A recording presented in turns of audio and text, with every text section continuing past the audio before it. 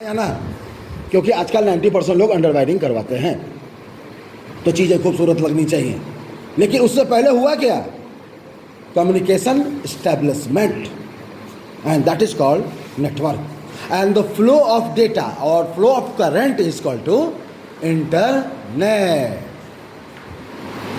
पहले यूट्यूब को अपने सर्वर बिठाने हुए होंगे, सर्वर के बाद जहां उसका मेन सर्वर है उससे जितने, क्या एक ही सर्वर पूरे दुनिया को डाटा रिलीज कर रहा है? मतलब ही नहीं बनता है। उसके और भी सेंटर पॉइंट्स होंगे, हैं, इनको बोला जाता है डेटा सेंटर। क्या बोला जाता है?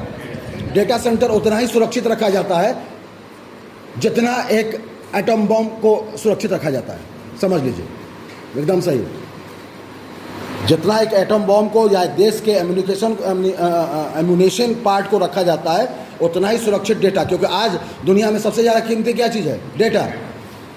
आज किसी भी देश का डेटा काट दीजिए, वो जीरो हो जाएगा, उसी दिन बैंक करप्ट हो जाएगा, उसी दिन। क्योंकि सर सबके जेब में पैसा कितना है? आटा चावल खरीदने के करेंसी को करेंसी नहीं करते, इकोनॉमिक ही बर्बाद हो जाएगा। हाँ या ना? बात समझ में आ रही है? तो कम्युनिकेशन के लिए पहला चैप्टर, पहला टॉपिक क्या है? नेटवर्क। और नेटवर्क के लिए पहला, उससे भी पहला क्या है? एस्टैब्लिशमेंट। क्लियर है? कोई डाउट है?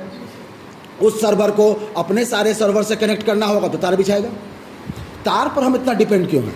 बिकॉज उसमें इंटरप्शन नहीं है। इसी पर अभी नया इंफॉर्मेशन, टाटा साहब हमारे बीच में नहीं रहे, टाटा साहब हमारे बीच में नहीं रहे, और मैंने पिछले 12 साल में पहली बार स्टेटस बदला।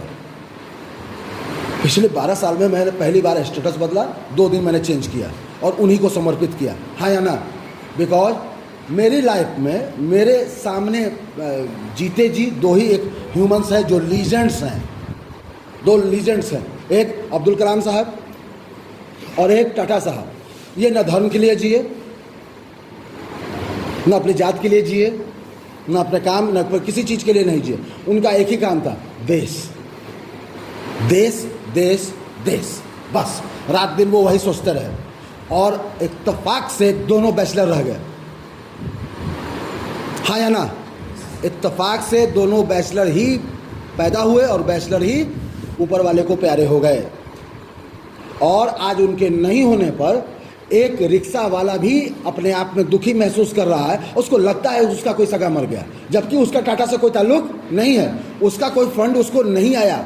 एक छोटी सी इन्फॉर्मेशन दे देता हूँ, रील्स में भी आप लोगों ने देखा होगा, लेकिन बता दूँ, जब 9/11